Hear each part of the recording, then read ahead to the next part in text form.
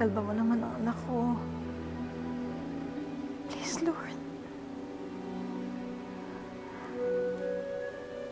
Isalba mo ang pamilya ko.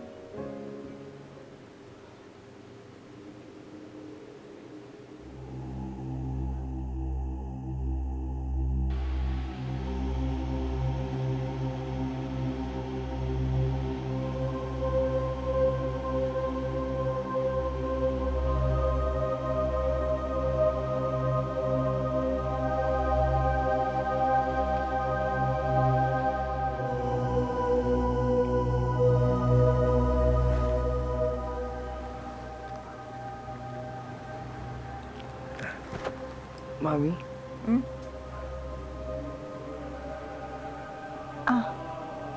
Yes, anak. Bakit? Mami, buhay po ba talaga ang Diyos?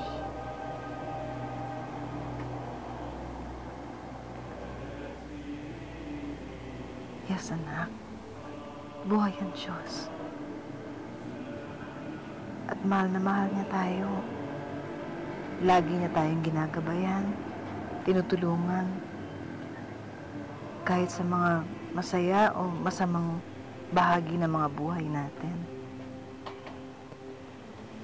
Sabi ko na nga ba, Mami? Tama si Joyce. Hindi totoong patay na ang Diyos. Nandito siya, Mami. Mahal na mahal na tayo.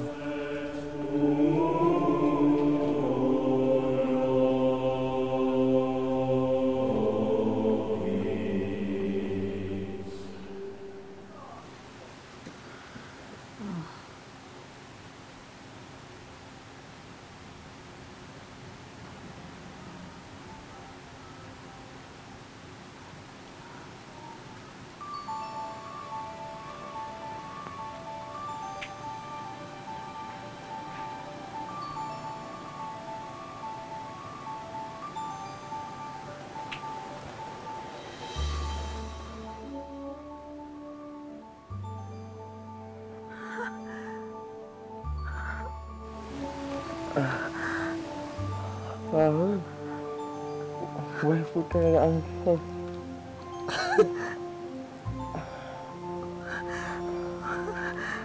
Carlo. Wow. Gising ka na. Buhay ang Diyos. Jo!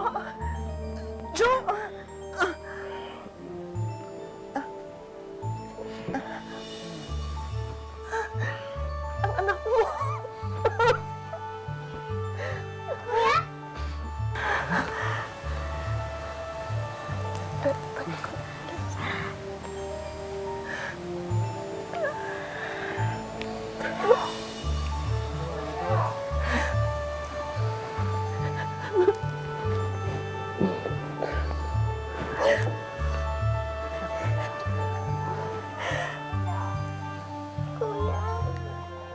Sa umagang yun, nagising ang lahat sa isang himala.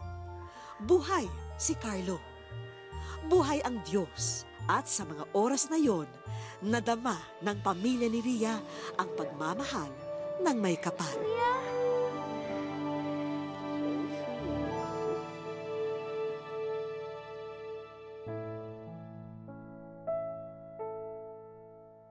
Diyos ko, salamat po sa milagrong naganap sa pamilya ko.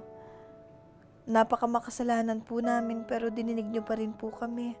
Salamat po at tinugtungan niyo pa rin po ang buhay ni Carlo. At tinugtungan niyo pa rin po ang pagsasama naming mag-asawa.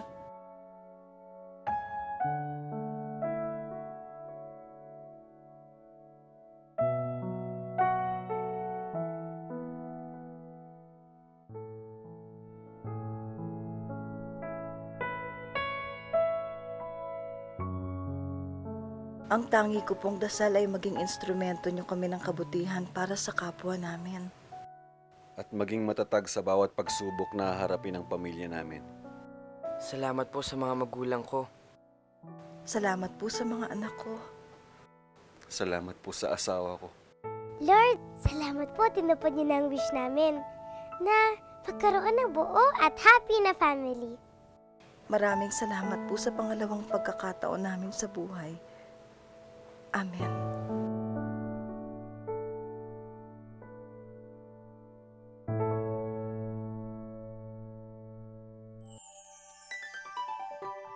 Asahan nating dadanas tayo ng lubak sa buhay. At kung sa mga pagkakadapa na ito'y mahirap bumangon muli, kaninong kamay tayo dapat kumapit? Pamilya ang dapat nating maging sandigan sa bawat problema. Kailangan ding manalig sa hatid na liwanag ng kinabukasan at sa paniniwalang may kabutihang dulot ang ating bawat sakripisyo.